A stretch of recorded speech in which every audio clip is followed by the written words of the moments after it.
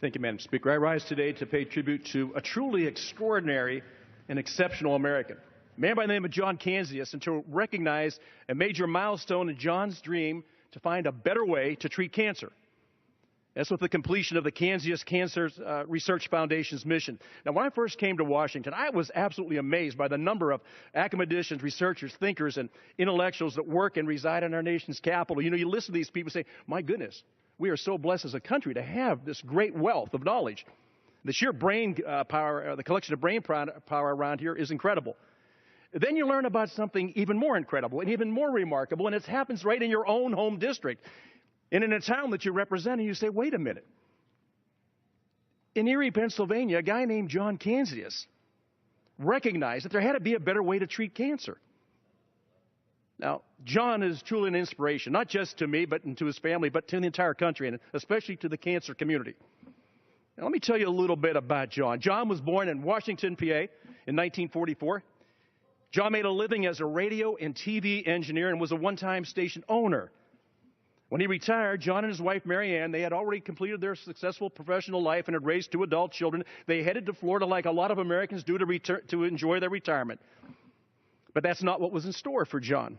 In 2002, John was diagnosed with terminal leukemia and had undergone countless treatments of toxic therapy. And this is the worst kind of luck that John put him on a new path, and a miraculous path, because it gave John the idea that maybe you could use radio waves to kill cancer cells. Now, while John didn't have a medical background, he did understand radio waves. And when he was diagnosed with terminal leukemia in 2002, his knowledge of the deficiency in modern cancer treatment became firsthand. But you know what? It wasn't John's sickness that motivated him. It was the sad and helpless eyes of all those children he would see in the cancer ward when he went in for his chemo, and he would see these kids sitting there, their heads bandaged up, their frail bodies, knowing that they couldn't go outside and play the way other children did. And he looked at that and said, there's got to be a better way to treat this horrible disease. And that's what motivated him. Now, I want you to think about something, because John Kanzius, and anybody who's been through this, my own sister died of pancreatic cancer. As you go through that as a person, whether it happens to you or somebody in your family, you start to feel it, what they're going through. Now, John couldn't sleep at night. And rather than wake Mary Ann up, you know what he decided to do? One morning at 2 a.m., he got up and he went downstairs. So he grabbed some copper wire, some boxes, some antennas, and Mary Ann's pie pans, and he starts to build a machine.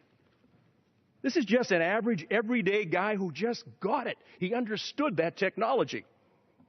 Now he was weak and weary from his own cancer, but John continued to work. By the spring of 2004, John was feeling a little better, and he started to get the word out about his discovery, and he started to raise money for more expansive research.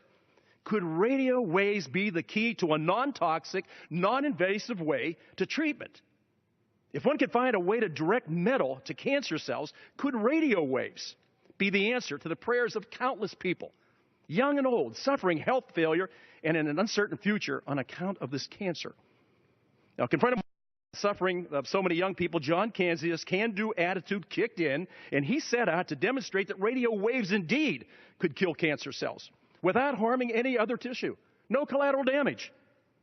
And this endeavor became the mission of the Kanzius Cancer Research Foundation in Erie, Pennsylvania. Now, in the midst of undergoing dozens of rounds of toxic chemotherapy, he encountered so many sick young people facing a similar ordeal. The cancer and the chemo were stealing these children's health, and John was tormented by the reality that was reflected in their faces. He just knew that there had to be a better way, and he went about it. Last month, on June 30th, the Kanzius Cancer Research Foundation announced that the organization would be closing its doors after raising more than $15 million in donations. A day that John Kanzius had only dreamed about. And why? Because the Kanzius research team are now entering to the next phase by submitting up an application to the FDA to initiate human trials to test the possibility of John's vision of curing and treating cancer. The Kanzius Foundation has funded all the research necessary for the team to demonstrate how the technology works and begin the first phases of these trials, which will target pancreatic and liver cancers, 2 of the particularly deadly forms of cancer. If successful, the treatment will be a game changer for so many of these people with these 2 types of cancer. Now, while John was not around to see the culmination of his life work because he passed away in 2009 at the age of 64, I don't really trust. I know that John's seeing what's going on today.